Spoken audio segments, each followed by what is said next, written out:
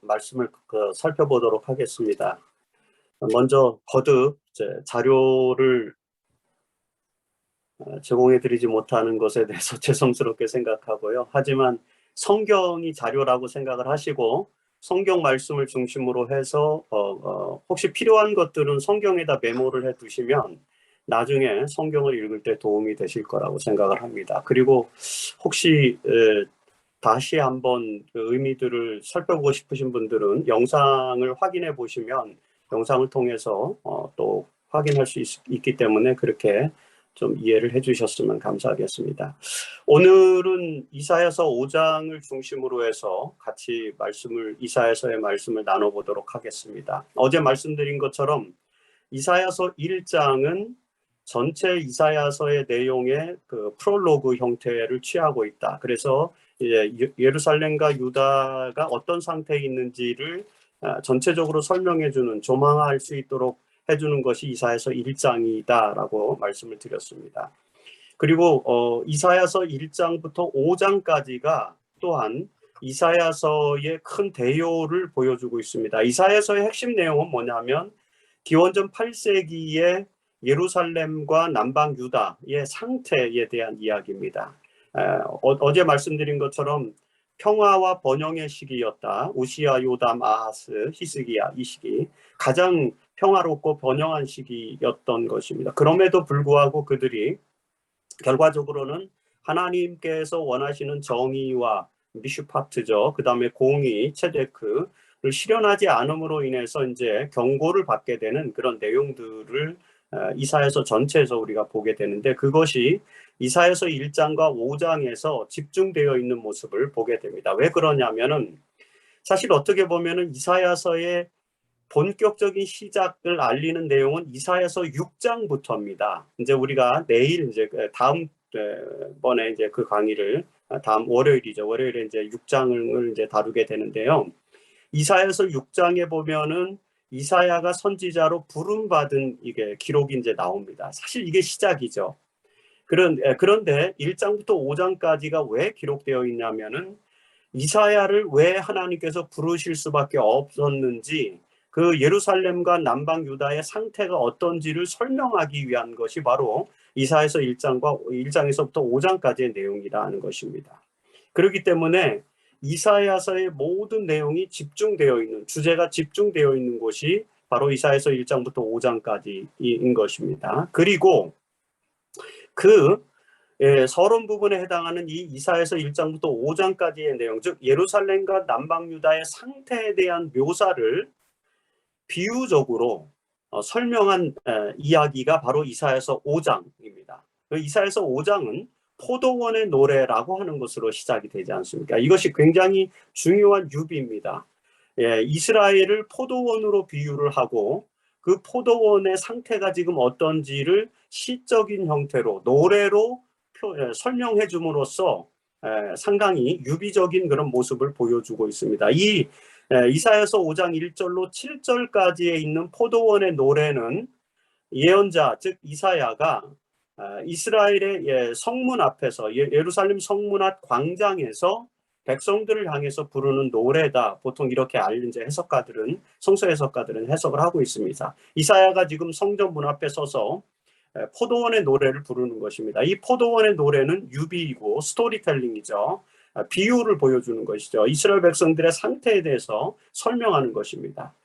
이런 포도원의 유비는 구약 성경에서도 여러 군데서 나올 뿐만 아니라 신약 성경에서도 나옵니다. 그래서 보면은 예수님께서 요한복음 14장에 나는 포도나무여 너희는 가지니라는 그런 이제 그 설교의 말씀이 있는데, 그 포도원의 이야기도 다 이사야서 5장의 포도원의 노래와 연결되어 있습니다. 그 다음에 로마서에 보면은 이제 바울이 우리가 포도나무의 원가지, 그 다음에 접붙임을 받은 가지, 이런 이제 또 이야기를 통해서 온 이스라엘이 구성이 되는데, 그 온 이스라엘을 구성하는 내용에 있어서도 또 포도원의 유비를 쓰고 있죠. 이처럼 포도원이라고 하는 것은 이스라엘 백성들이 주로 유목민적인 삶을 살다가 그 다음에 이제 가나안 땅에 정착하면서 정주민으로서 살아가면서 농경사회의 풍습을 받아들이는데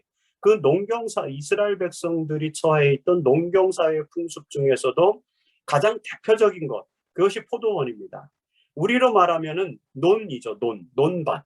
전답 아닙니까? 전답. 특별히 이제 한국은, 우리나라는 이제 논이 가장 많죠. 그래서 만일에 이 성경이 우리나라에서 기록되었다면은 이 비유를 이제 논의 비유, 뭐 논의 노래, 전답의 노래, 뭐 이런 걸로 설명되었을 거라는 것입니다. 이렇게 그 역사적인 배경, 그다음에 지리적인 배경을 안고 있다는 것이죠. 여기 보면은 이제 예언자가 나는 내가 사랑하는 자를 위하여, 이스라엘 백성들을 사랑하는 자라고 일단 묘사를 합니다. 사랑하는 자들이 이제 하나님의 뜻을 어긴 것이죠. 그래서 그들이 사랑을 받는 백성임에도 불구하고 하나님의 뜻대로 살지 못하는 것을 우리에게 알려줍니다. 이것은 오늘 우리에게도 적용되죠. 우리는 제7안식 예수 재림교인들입니다. 당연히 하나님의 사랑함을 받는 남은 무리죠.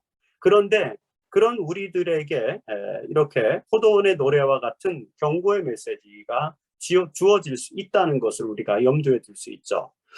내가 사랑하는 자를 위하여 노래하되 내가 사랑하는 자에게 포도원이 있으며 심히 기름진 사내로다. 이렇게 내가 사랑하는 자에게 포도원이 있으며, 이거는 일종의 추렴인데 우리가 이제 어떤 이야기, 스토리텔링을 할 때 옛날에 어떤 사람이 살고 있어서 뭐 옛날 옛적에 뭐 이런 표현들이 있지 않습니까? 바로 그런 표현이에요. 굉장히 상투적인 표현입니다. 열왕기상 21장 1절에도 이런 표현이 나오고, 그 다음에 아가서 8장 11절에도 이런 표현들이 나옵니다. 그러니까 이것은 고대 이스라엘 백성들이 어떤 시를 짓거나 노래를 하거나 스토리텔링, 이야기를 할 때 보편적으로 사용하는 그런 이제 서언입니다. 내가 사랑하는 자에게 포도원이 있다는 거죠. 심히 기름진 산에 그 포도원이 있습니다.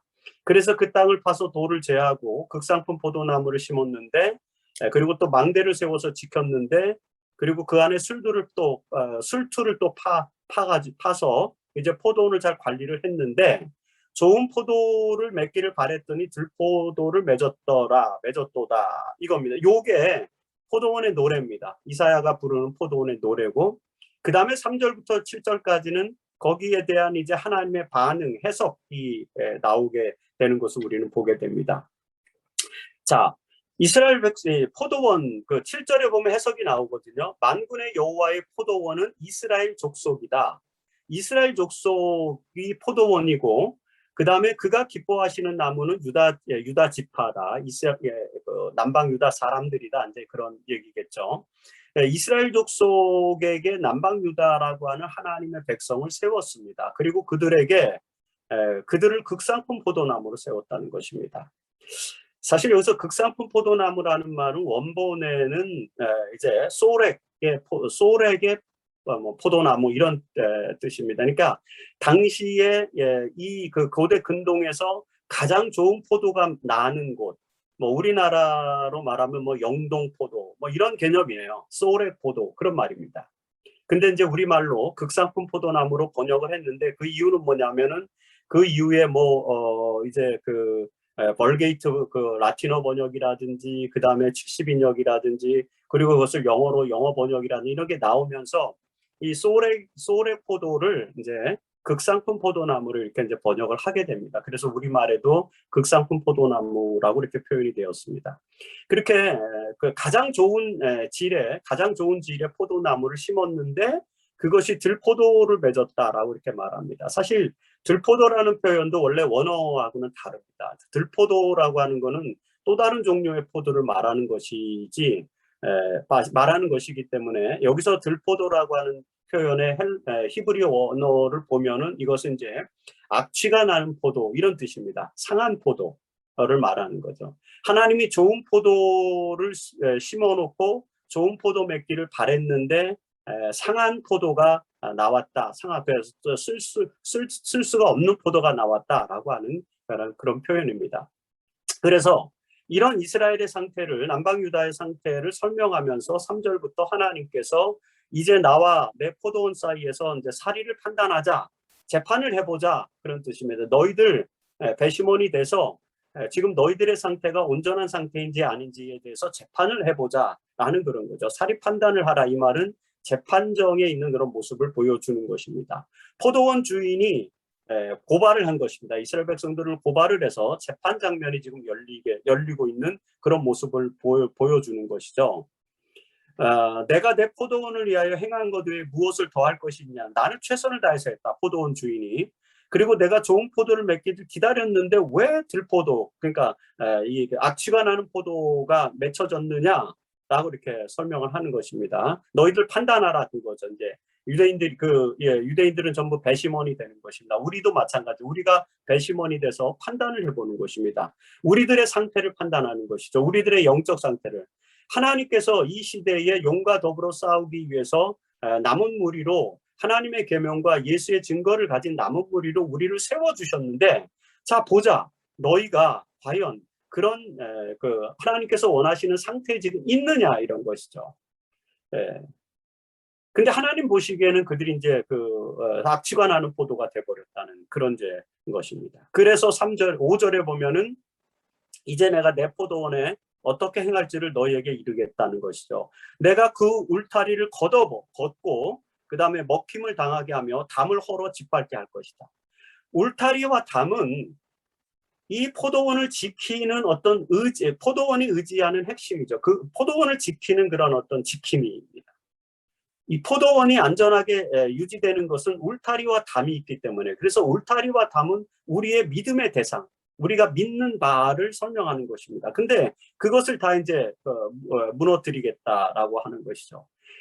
이 말씀이 이사야가 지금 이사야 전체를 통해서 전하고자 하는 그런 말씀입니다. 그리고 여기 또 이제 우리에게 어제에 이어서 계속해서 이사야가 핵심 주제로 정의와 공의를 설명하는 그 놀라운 내용을 이제 보게 됩니다. 그것이 이제 7절에 나와 있는 내용입니다. 7절에 이제 여호와의 포도원은 이스라엘 족속이고 나무는 유다 사람이고 이렇게 설명하면서 뭐라고 말씀하시냐면 이렇게 말씀하세요. 그들에게, 유다 사람에게, 이스라엘 족속에게 정의를 바라셨더니 도리어 포악이요, 그들에게 공의를 바라셨더니 도리어 부르짖음이었더라. 이런 표현이 있지 않습니까? 이스라엘 백성들이 미슈파트를 실행하기를 원하셨는데, 미슈파트가 그러니까 극상품 포도나무인 것입니다. 그 열매의 진수입니다. 공의, 체데크가 열매의 진수죠. 하나님께서 이스라엘 백성들에게 원하셨던 열매는 미슈파트와 체데크였습니다. 정의와 공의를 맺기를 원했던 거예요. 그런데 정의와 공의를 맺기를 원했는데 포악과 부르짖음뿐이었다. 이게 바로 들포도, 즉 악취가 나는 포도가 뭔지를 설명하는 것이죠. 극상품 포도나무는 미슈파트와 체데크, 정의와 공의였는데, 그런데 그들은 포악과 부르짖음의 결과만 낳게 되었다라는 것입니다. 이런 상태 때문에 하나님께서는 5절과 6절에서 그래서 내가 담을 헐어버리겠다라는 그런 말씀을 하십니다. 그래서 그 담을 헐어버리겠다고 하는데, 그 담을 헐어버리겠다라고 하는 그 말씀은 이사야서 3장에 있는 말씀을 반복하는 것입니다. 이사야서 3장 1절에 보면은, 이제 성경을 보시면 이사야서 3장 1절을 한번 보시기 바랍니다. 이사야서 3장 1절에 보면은 보라, 주 만군의 여호와께서 예루살렘과 유다가 의지하는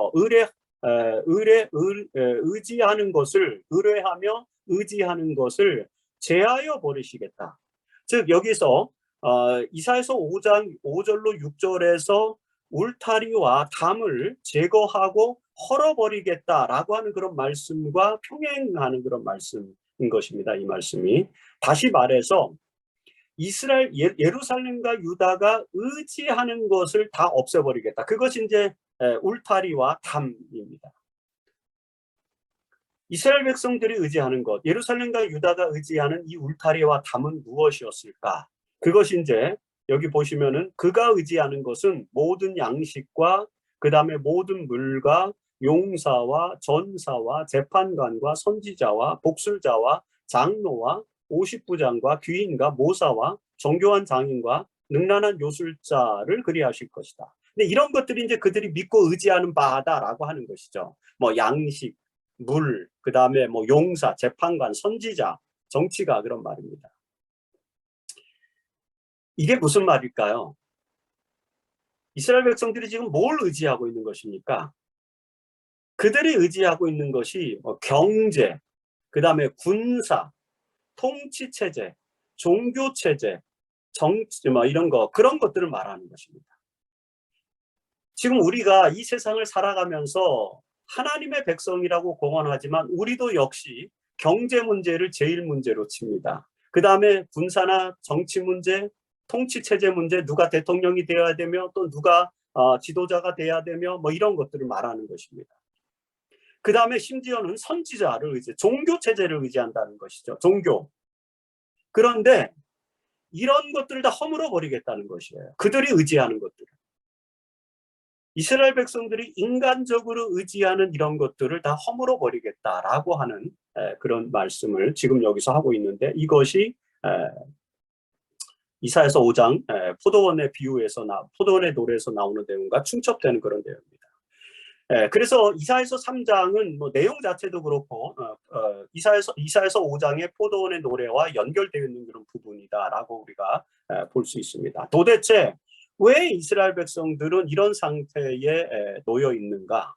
그리고 이스라엘 백성들이 그들이 잘못된 것들을 의지함으로 말미암아 극상품 포도나무, 즉 정의와 공의를 맺히는 것 대신에 왜 그들은 포악과 그 다음에 부르짖음을 맺혔는가? 들포도를 맺었는가? 이런 부분들에 대한 이야기가 3장에서 계속해서 등장을 하게 됩니다. 3장 4절에 보면은 그들이 소년들을 그들의 고관으로 삼으시며 아이들이 그들을 다스리게 하리니, 뭐 소년과 아이들이 그들의 지도자가 되게 하겠다, 이런 말은 뭐냐면은 사실은 올바른 지도자를 세우지 못했다라고 하는 그런 얘기죠. 아이와 같은 존재를 지도자로 삼았다, 그런 이제 이야기들을 설명하는 것입니다. 굉장히 혼란스러운 지금 정치 현실, 사회 현실에 대해서 이야기를 합니다.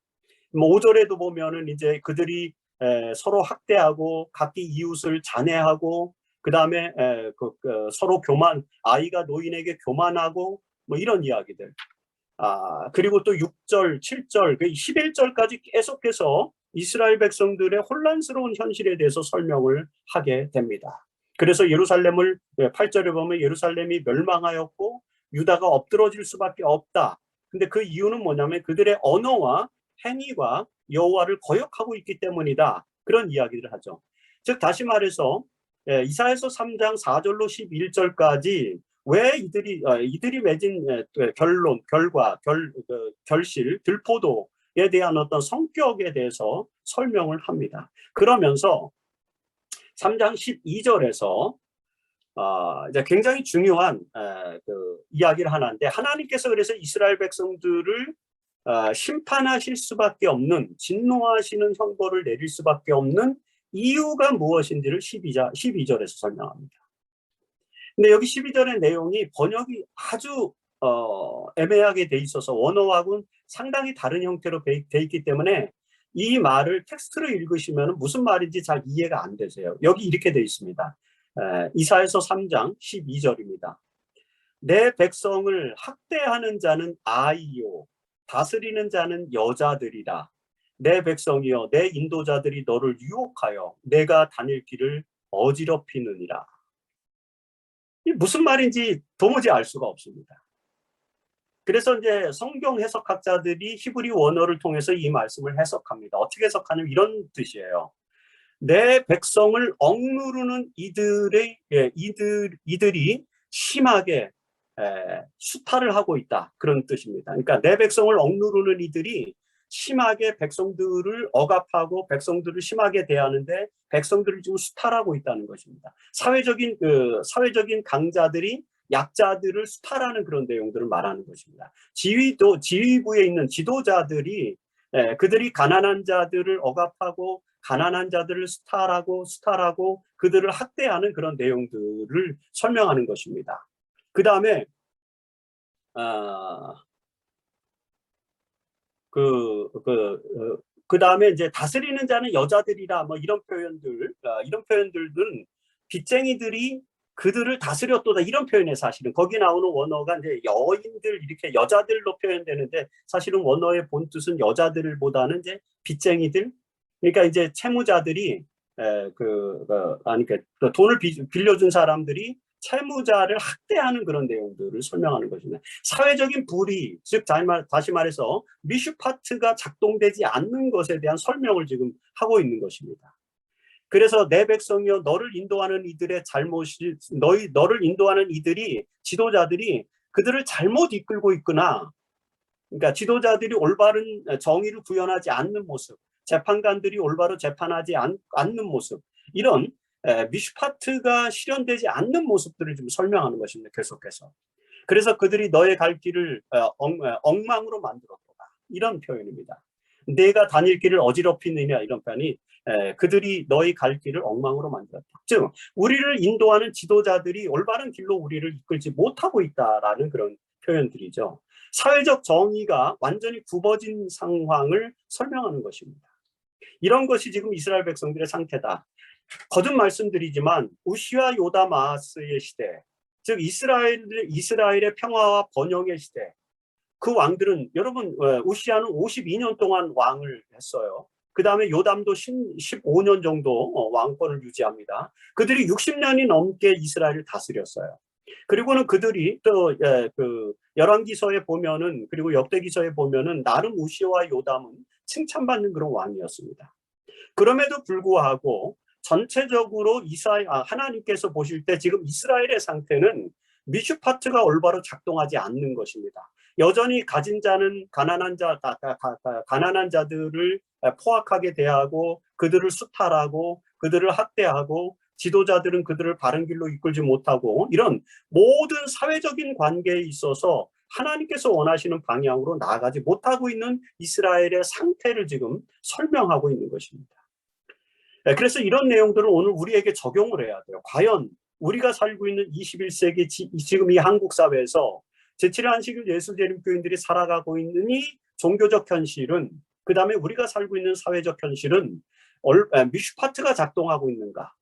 나에게는 정의의 의식이 있는가 그런 것입니다. 정의로움에 대한 의식을 나는 가지고 있는가? 나는 가급적이면은 하나님의 정의를 미슈파트를 실현하기 위해서 노력하는가?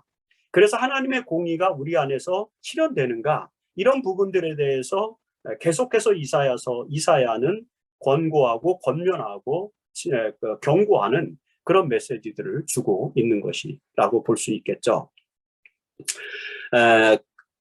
그래서 이제 3장 13절로부터 15절까지의 내용들을 또 분석을 해보면은 그들을 심판하려고 이제 이렇게 써서 그들을 판단해 보니까 우선 그들은 포도원을 삼키는 자다. 즉 가난한 자들의 포도원을 빼앗는 일들이 너무 많다는 거죠. 남의 재산을 약탈하고 수탈하는 것입니다. 열왕기상 21장에 보면은 엘리야 시대 때 아합이 나봇의 포도원을 갖고 싶어가지고 결국에는 나봇에게 누명을 씌워서 그 나봇의 포도원을 이제 강탈하는 모습을 우리가 읽지 않습니까? 엘리야가 그것을 이제 아합에게 이제 경고하는 내용들이 열왕기상 21장에 나오는데 바로 그 장면을 떠올리면 됩니다. 그런 상태가 지금 이스라엘 백성들의 상태다라는 것을 지금 설명을 하고 있다라고 이렇게 이해를 하시면 됩니다. 그 다음에 가난한 자에게서 탈취한 물건들을 너희가 갖고 있다. 거기 14절에 나오는 것 아닙니까? 포도원을 삼킨 자는 너희며 가난한 자에게서 탈취한 물건이 너희에게 있도다. 그 다음에 15절에 보면은 너희가 내 백성을 짓밟으며 가난한 자의 얼굴에 맷돌질을 한다. 이런 것입니다.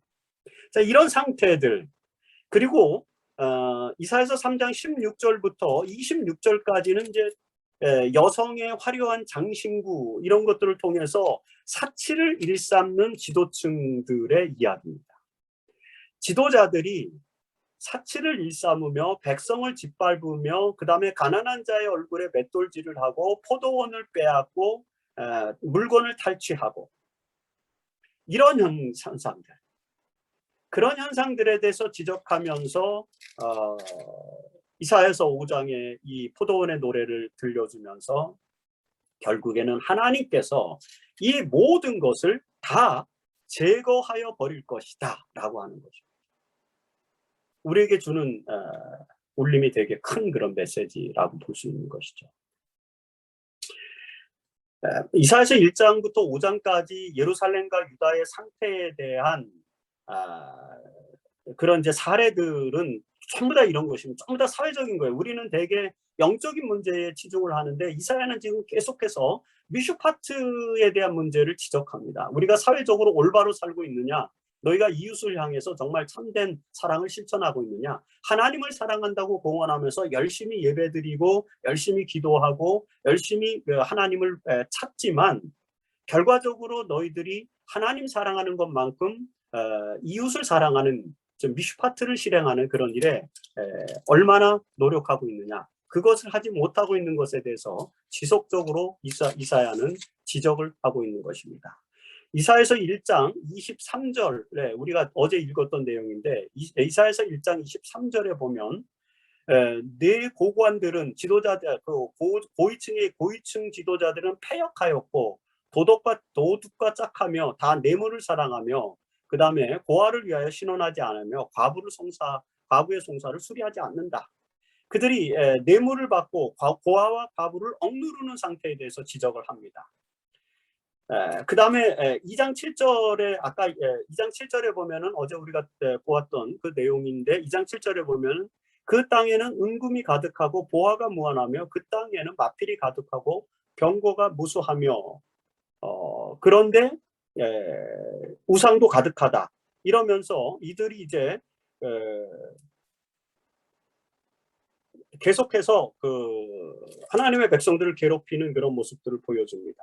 3장 16절로 23절에 우리가 읽었던 것처럼 상류층의 사치가 극에 달했던 상태. 그 다음에 이사야서 5장 8절에 보면은 그들이 가옥에 가옥을 입고 전토에 전토를 더하는 것, 즉 다시 말해서 온갖 부동산 수탈을 일삼는 그런 모습들을 설명하죠. 그런 내용들, 집과 그 다음에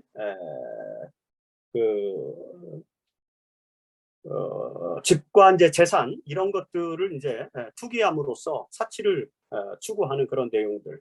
그리고 이사야서 5장 20절에 보면 심지어 이들은 어디까지 나아가냐면은 악을 선하다 하며 선을 악하다 하며 흑암으로 광명을 삼고 광명으로 흑암을 삼는 것. 쓴 것으로 단 것을 삼고 단 것으로 쓴 것을 완전히 가치를 전도시켜 버리는 것이죠. 선과 악의 가치를 전도시켜 버리는 이런 상태. 이것이 지금 유다의 상태다. 이스라엘 백성들의 상태다. 그래서 그들이 그들의 포도원에 극상품 포도 열매를 발했는데 결국에는 악취가 나는 포도가 나왔다는 것이죠. 그 악취가 나는 포도라는 것은 정의가 실현되지 않고 공의가 실현되지 않는 그들의 상태를 설명하는 것입니다. 나중에 우리가 더 보겠지만 그래서 이사야서 10장 1절로 2절에 가서 보면은 그들이 결국에는 불의한 의롭지 않은 법을 만들고 그 다음에 의롭지 않은 말을 기록하고 가난한 자를 불공평하게 판결하고 가난한 자와 내 백성의 권리를 박탈하며 과부에게 토색을 하고 고아의 것을 약탈하는 자 그들은 화가 있을진저 이렇게 이사야서 10장 1절로 2절은 이사야가 경고를 합니다. 자, 이런 것이 지금 예루살렘과 유다의 상태라는 것입니다. 그래서 이런 상태에 있는 예루살렘과 유다에게 기별을 전해야 되는데 누가 그 기별을 전할 것이냐 라고 묻는 것이 이사야서 6장의 내용이죠. 지금 이 상태가 이런데 이 상태에 대해서 하나님의 뜻을 전할 자 도대체 누구냐, 이 상태를 바로잡을 자 도대체 누구냐. 지금 우리가 사는 사회에서 미슈파트가 구현되지 않고 그 다음에 체데크가 하나님의 공의가 실현되지 않는다라고 하는 경고의 메시지를 전하면서 미슈파트가 다시 작동하고 그 다음에 체데크가 실현되도록 하기 위해서 그들에게 메시지를 전할 선지자, 메시지를 전할 선교사 누구냐. 이것이 이사야서 6장의 내용이 이제 시작되는 그런 지점이라고 하는 것이죠. 그래서 우리가 이 상태, 이사야서 1장부터 5장까지에 있는 이 상태, 포도원의 노래라고 하는 스토리텔링을 중심으로 해서 이스라엘 백성들의 상태를 이해하면서 이제 이사야가 어떻게 그 선지자로서 사명을 받는지, 그리고 이후에 어떤 강력한 기별들이 전파되는지를 우리가 앞으로 계속해서 살펴보게 될 것입니다. 오늘은 여기까지 말씀을 드리겠습니다.